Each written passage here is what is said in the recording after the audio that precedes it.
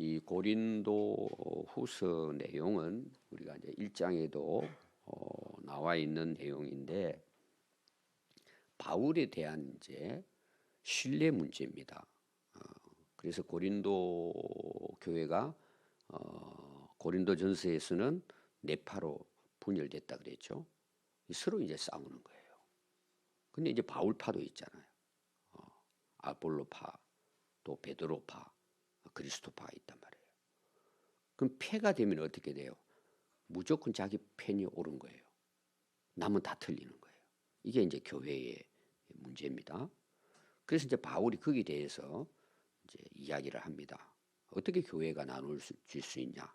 교회는 그리스도의 몸이다. 서로 사랑해라. 이게 이제 고린도 전서 내용입니다. 그럼 후서를 왜 또 쓰느냐?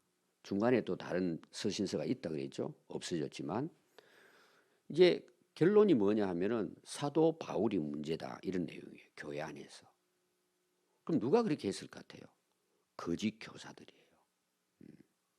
그러니까 바울과 고린도 교회를 이간시키는 거죠. 그러니까 자기들끼리 싸우다가 나중에는 바울이 그 복음을 전해서 개척을 했잖아요. 이제는 거짓 선지자들 다니면서 바울은 사도가 아니다.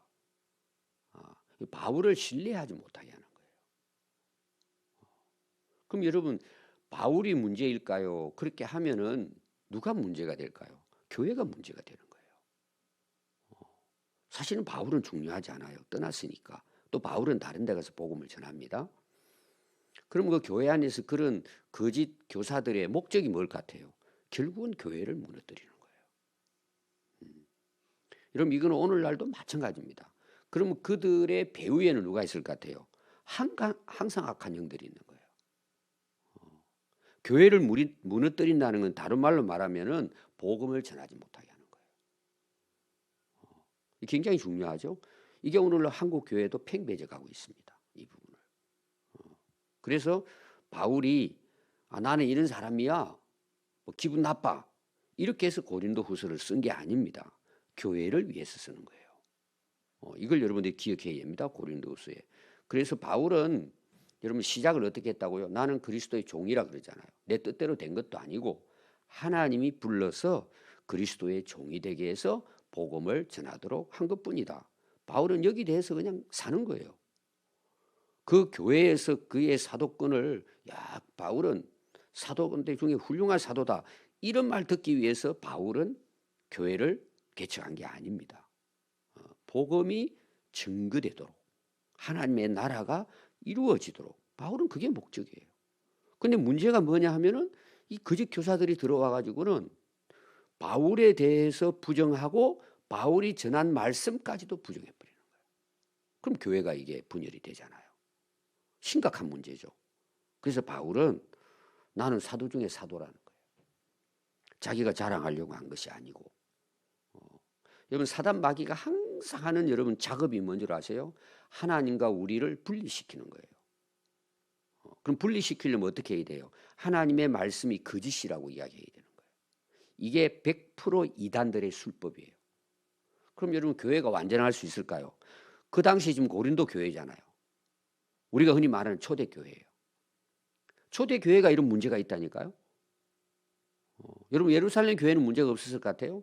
다 문제가 있어요. 안디옥 교회도 문제가 있었어요. 그리고 에베소, 빌립보 다 여러분 로마 교회 다 문제가 있어요. 그럼 오늘날 2000년이 지난 우리 현재 교회는 어떨 것 같아요? 문제가 있는 거예요. 왜 문제가 있을까요? 문제 있는 죄인들이 교회에 모인 거예요. 하늘에서 떨어진 천사들이 모인 것이 교회가 아닙니다. 우리가 다 문제가 있잖아요. 얼마든지 문제가 있는 거예요. 근데 그 문제가 어떻게 하나가 되고 교회로서 역할을 감당할 수 있을까요? 우리가 예수님을 믿으니까 예수님 안에서 하나가 되는 거예요. 그러니까 진짜 좋은 교회는 우리가 예수님을 다 영접하고 예수님을 우리의 주인으로 모시고 우리가 하나님의 자녀로서 거듭나게 되면 그 믿음 안에서 교회는 하나가 되는 거예요. 그럼 교회가 하나 되는 게 중요할까요? 우리끼리 교제를 나누고 우리끼리 모이니까 즐겁고 그게 이런 교회일까요? 교회는 흩어져야 되는 거예요. 우리끼리 좋다고 우리끼리 모여있다 끼리끼리 여러분 교회는 교제를 해야죠. 교제가 목적이 아닙니다. 교제는 앞으로 더 나가고 땅 끝까지 복음을 전하기 위해서 하나 되게 하는 데 목적이 있는 거지 교제가 교회 목적이 아닙니다. 그게 이제 바울은 그런 거 뭐 확실히 알고 있죠.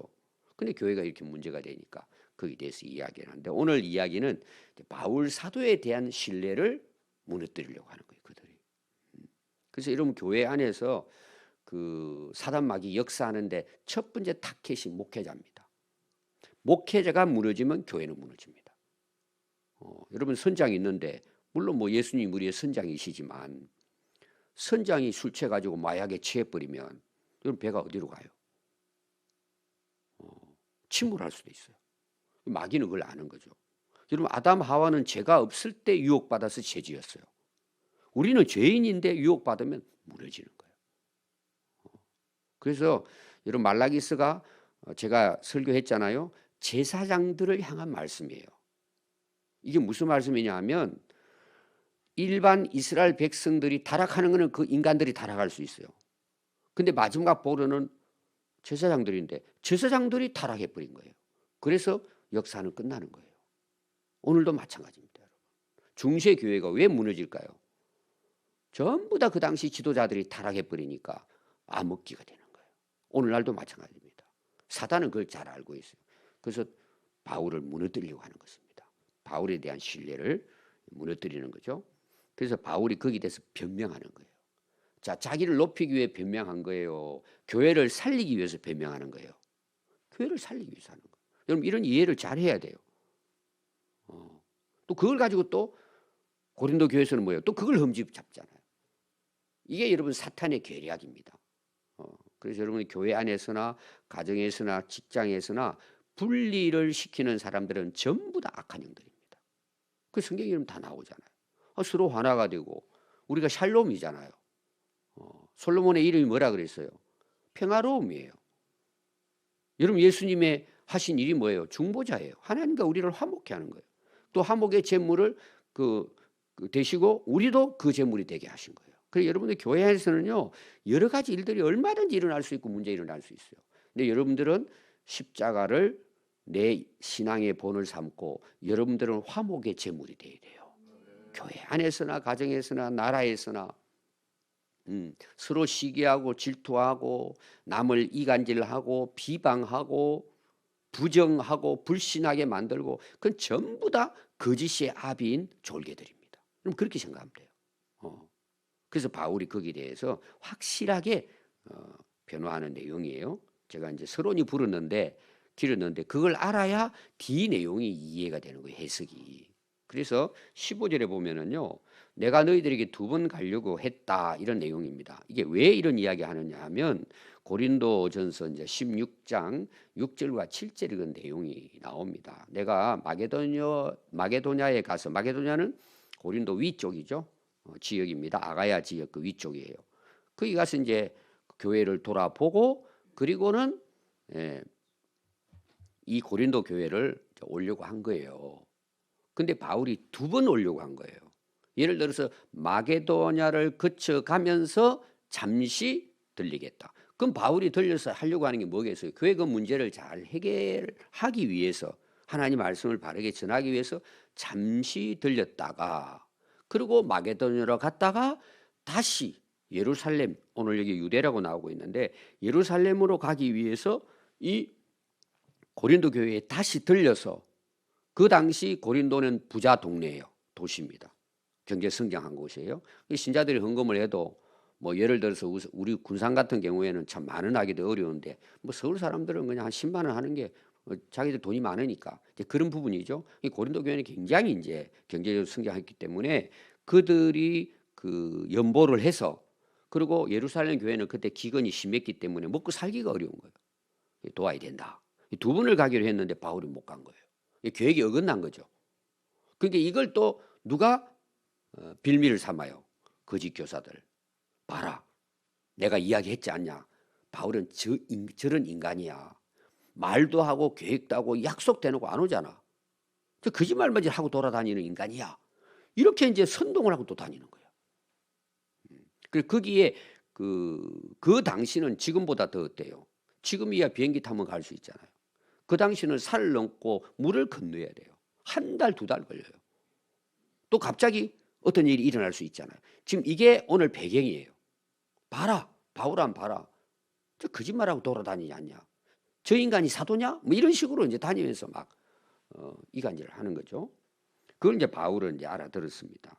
그래서 16절에 보면 너희를 지나 마게도냐로 갔다가 다시 마게도냐에서 너희에게 가서 너희의 도움으로 유대로 가기로 내가 계획을 했다는 거예요. 좋은 뜻이죠. 이렇게 계획할 때 어찌 경솔하게 그냥 기분 나니까 한번 들렸다 갈까? 이렇게 하지 않았다는 내용이에요. 얼마나 많이 기도하고. 여러분 바울의 선교 역사를 보면 바울은 항상 이동할 때 어떻게 이동하죠? 항상 성령의 이끄심을 따릅니다. 마게도냐를 갈 때도 꿈에 우리를 도와달라. 가는 거예요 그냥. 하나님의 인도하심을 따라 바울은 다녔다는 거예요. 그래서 이런 계획을 할 때 어찌 경솔히 하였으며 혹 계획하기를 육체를 따라. 이 말은 뭐냐 그러면은 뭐 다른 말로 말하면은 인간적인 생각. 또 번역은 이렇게 해서요. 그냥 기분 내끼는 대로 이런 얘기예요. 그런 사람 많이 있잖아요. 신앙생활 하면서도 기분 내끼는 대로 하는 거예요. 또 뭐예요? 자기 바쁘면 교회 멀리 가고 한 달 정도 방학했다가 심심하네 그럼 교회 나가고 이런 걸 이야기하는 거예요. 자기 멋대로 신앙생활 하는 거 이야기. 내가 그렇게 했겠느냐는 거예요. 나를 그 정도로 생각하느냐 이런 내용이에요. 그래서 예 가겠다. 갑시다. 큰 소리 쳐놓고 바로 돌아서 가지고 방금 이야기한 걸 다 무너뜨리고 아니라 하는 일이 내게 그런 게 있겠느냐. 이런 바울은 목숨을 걸고 복음을 전하러 다니잖아요. 아니 너희들이 그렇게 생각하는 그런 인간적인 생각을 가지고 기분대로 신앙생활하는 그런 나로 생각하느냐는 거예요. 아니라는 이야기죠. 그러면서 18절의 이야기가 하나님은 신실하신 분이다. 하나님은 믿으시다. 여기부터는 이제 바울이 내가 믿는 하나님, 내가 믿는 예수님은 아멘이시다. 신실한 분이시고 약속하시고 계획하신 것을 이루시는 하나님이시다. 이걸 이제 강조. 그 하나님을 누가 믿는다는 거예요? 내가 믿는다는 거예요. 좀 이제 바꿔 말하면 이런 거예요. 내가 계획을 하고 내가 기도하면서 약속은 했지만 성령께서 아니다라고 하면 자기는 아닌 거예요. 하나님이 예 하면 가는 거예요. 또 하나님이 가라 했다가 돌아오라 그러면 자기는 돌아오는 거예요. 누가 자기의 주인이에요? 하나님이 예수님이 주인이라는 거예요. 그러니까 하나님이 오늘 가라고 하셨다가 아니야 돌아와 그러면 돌아오는 거예요. 그러면은 우리가 인간적으로 봐요. 바울의 입장에서는 지금 저 사람들 사돈권을 인정하지 않고 빌미 잡아가지고 나를 공격해 오는데 간다고 했는데 안 간다고 생각하면 바울은 완전히 신뢰를 잃어버리는 사람이 되잖아요. 그럼 사람이 체면이 있지 가야 되잖아요. 근데 성령이 가지 말래요. 그럼 어떻게 해야 돼요? 체면이 있지 그래도 내 체면을 살리고 해야지. 이렇게 합니까? 여러분 바울은 바로 돌았습니까? 자기를 욕을 하든 자기를 신뢰하지 않든 바울은 성령이 인도하는 대로 가는 거예요. 이게 바울의 삶이에요. 근데 이들은 그걸 모르고 이걸 빌미 잡아가지고 교회를 무너뜨리려고 하는 거예요. 우리가 사람 관계도 그래요. 신뢰 관계가 깨지면 어려워요. 우리는 어때요? 육체를 따라 행할 때가 많잖아요. 이렇게 하려고 그랬다가 자기한테 뭔가 좀 좋지 않으니까 또 바꿔버리잖아요. 이 왔다 갔다 하는 사람도 있잖아요. 여러분 그런 사람들을 오래 사귀면 안 돼요. 기분대로 살아가는 사람 있잖아요. 말했다가 책임지지 못하는 사람. 그런데 바울은 그런 사람이 아니라는 지금 이야기를 하고 있는 것입니다.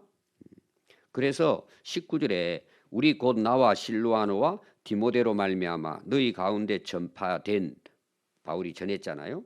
하나님의 아들 예수 그리스도이시죠.